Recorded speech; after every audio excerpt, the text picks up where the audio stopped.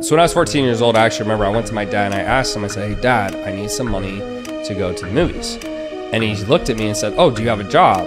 And, I sat there and was very confused because obviously he knew I didn't have a job. I said, well, Dad, of course not. I'm 14. And then he said, well, I guess you can't go. And he walked off. And I remember at the time being so upset because all my friends would get money from their parents and they would give them cars and they kind of seemed like they could do whatever they wanted.